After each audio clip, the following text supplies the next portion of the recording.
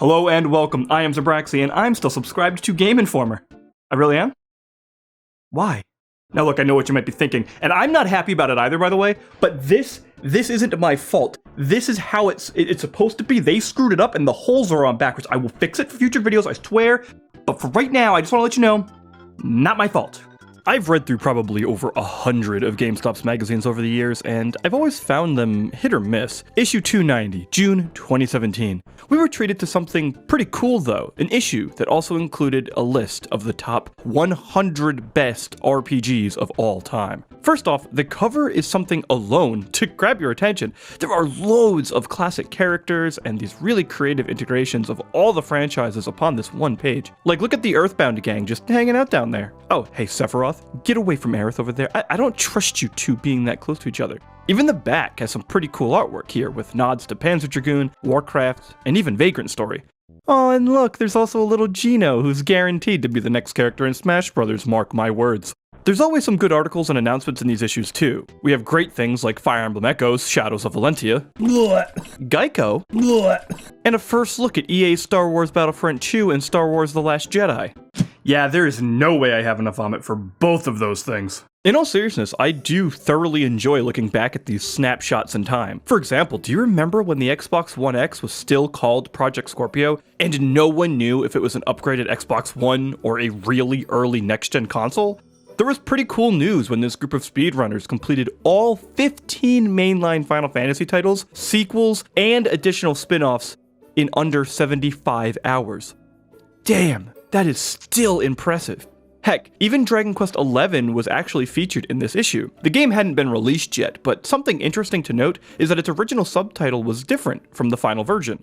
It was going to be known as In Search for Departed Time, which does fit the story, instead of, though, the finalized Echoes of an Elusive Age. Dragon Quest XI is now considered one of the best JRPGs of the decade, and arguably one of the best ever, and possibly the best Dragon Quest game in the entire series. Oh, and speaking of good RPGs, let's finally get down to the real reason we're here, the top 100 RPGs of all time, according to GameInformer.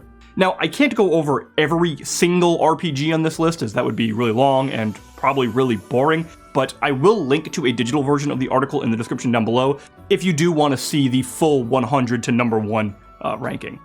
There are games from all sorts of series on this list. Let's take Tales of Symphonia, for example, at number 89. The Tales series is pretty awesome, and this is my personal favorite of that franchise as well. There are some other great titles in this series, such as Tales of Vesperia and Tales of Berseria, that I do wish saw some representation here, but oh well. Demon Souls also appears on this list at number 46. This is the game that started the whole Souls trend, and is still probably my favorite of the franchise, outside maybe Dark Souls 3. Bloodborne also makes an appearance at number 11. Ugh, I just missed that number 10 spot, so sad. And of course, Dark Souls itself shows up at number 24.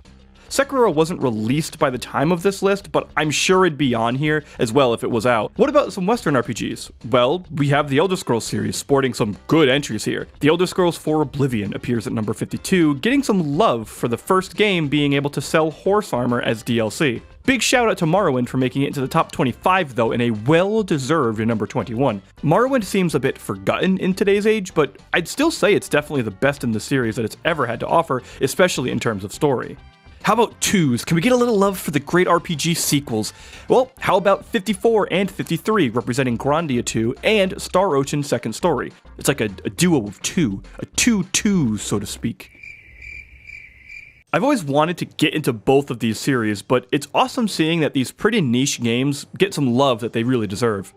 How about another number 2 at 27, Earthbound, also known as Mother 2, just barely missing being in that top 25 list. If you've never played Earthbound, it's a fascinating modern setting RPG with ideologies behind cults, corporate greed, and then there's aliens. To say it's a unique experience is an understatement, but it's a cult classic that has finally had some mainstream recognition in recent years.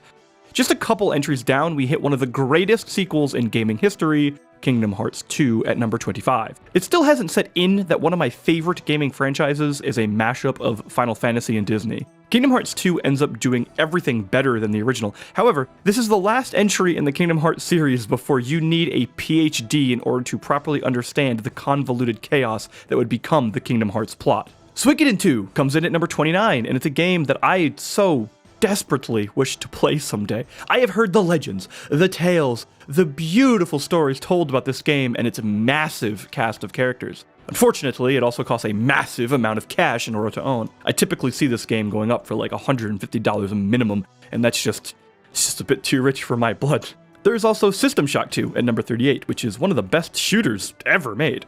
It's also the spiritual predecessor for the BioShock franchise, though it's definitely more on the RPG side than the BioShock series is.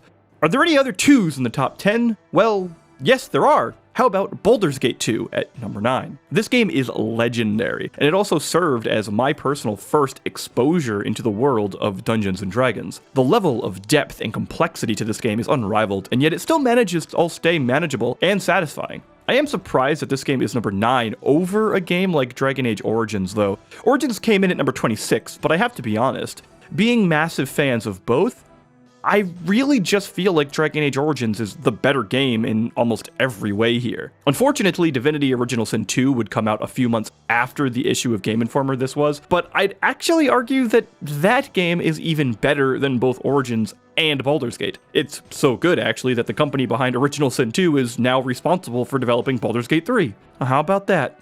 And then, there's my favorite sequel of all time coming in at a strong number 8, Diablo 2. The titan of action RPGs, and still considered by many to be the absolute best in its genre.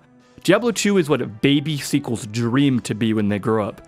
Bigger, stronger, and full of demons. Look, if a sequel doesn't have demons in it, then it's a failure right out of the gate. No argument. Case closed. Fight me. I love you. Diablo 2 is my second favorite game of all time, and I've honestly put an insanely unhealthy amount of time into it. Last time I checked, I was sitting at around 10,000 hours in the game. Diablo 2 was a lifesaver for me, an obsession, and easily one of the best dang RPGs I have ever played. I am very surprised to see its predecessor at number 20 though. The original Diablo is a fine game, but it did not stand the test of time. I do understand that they may have wanted to put it on this list to acknowledge the Diablo series, but with Diablo 2 already here, it just kind of feels like a wasted spot, to be honest. And then there's Diablo 3 at number 37. I mean, honestly, Diablo 3 just needs to get the fuck out. The game sucks, it's a massive stain on the franchise. It's a clear step backwards in literally every department, despite all of the years of continual development and even an expansion aimed at almost fixing the entirety of the game's loot system.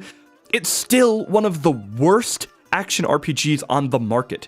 Diablo 3 is a lackluster loot game that provides barely any customization around loot, has the most bare-bones skill system I have ever seen, and provides a season structure that reaches new levels of f***ing pathetic. Compare this game to any other action RPG on the market, and it falls flat on its f***ing face. It doesn't even stand a single wart's leg against titles like Torchlight 2, Grim Dawn, Wolcen, or Path of Exile, which, by the way, Path of Exile actually makes it onto this list at number 67. The fact that PoE is 30 spots behind Diablo 3 is just an insult, as Path of Exile is the superior game by literally every possible metric.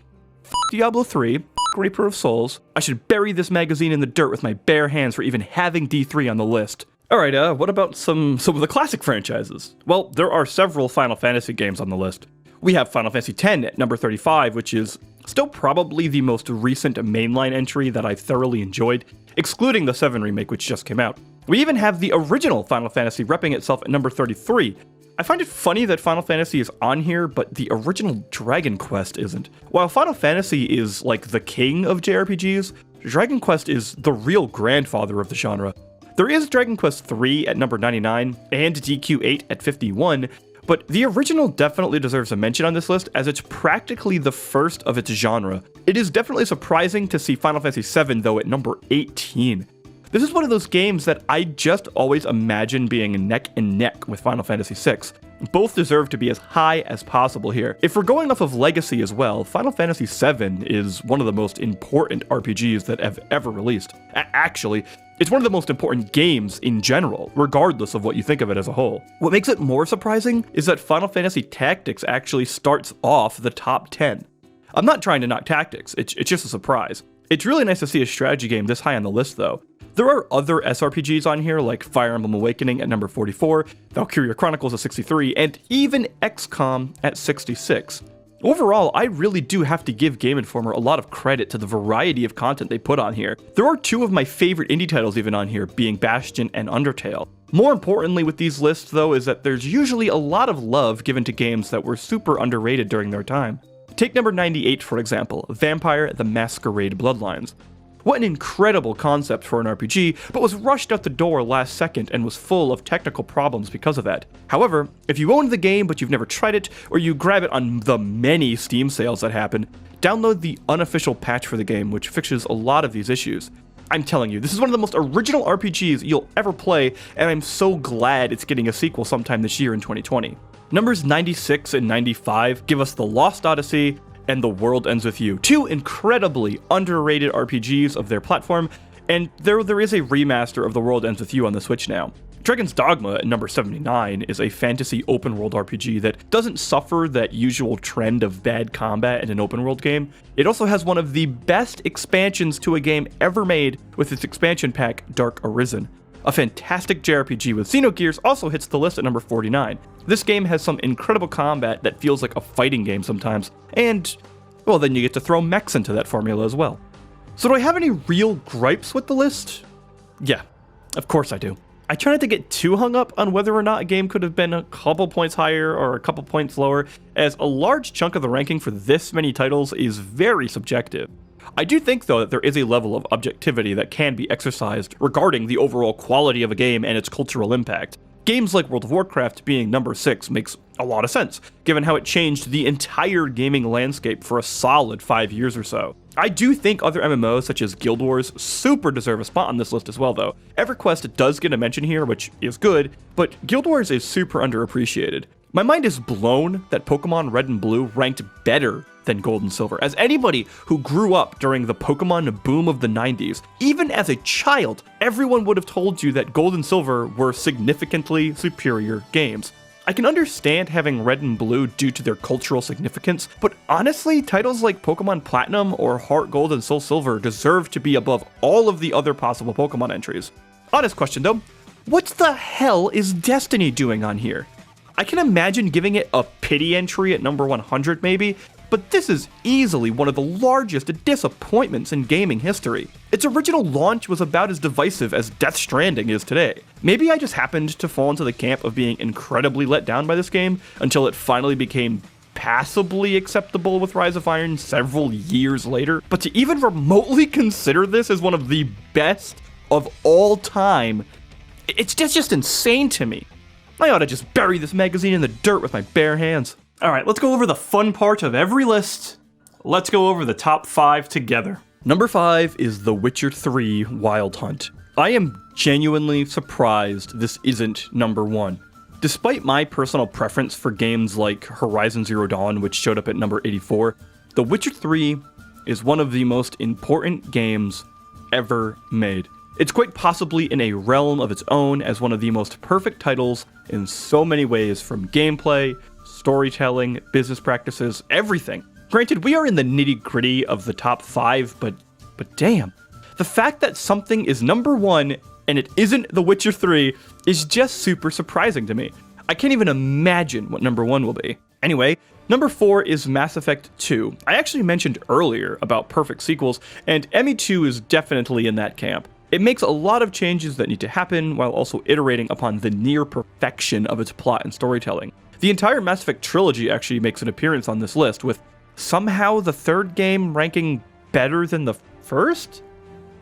Okay. Mass Effect 2 is quite possibly the best sequel ever made, and easily contends as the best science fiction RPG that video games have ever received. Number 3 and number 2 feel like they can kind of go right together with each other.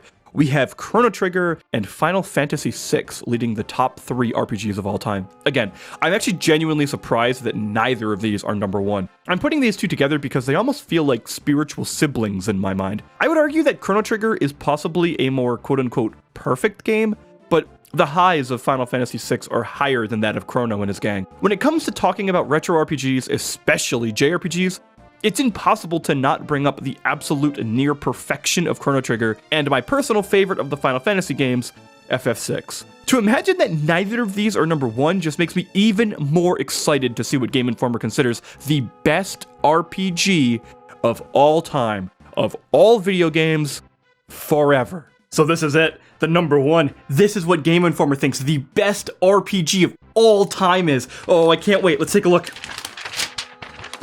Ah! Skyrim. Game Informer thinks the best RPG ever made is Skyrim.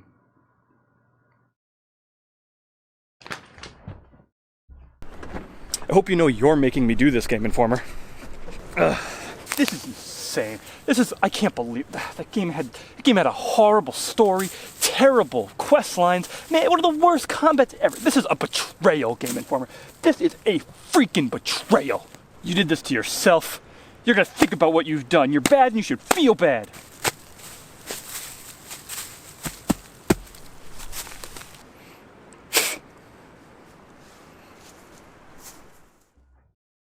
I'm sorry you had to see that, but man. I did happen to notice there was another entry at the very back of that list, though. Did anyone catch what that was? Oh, Dungeons and Dragons at number 0? Yeah, I can live with that.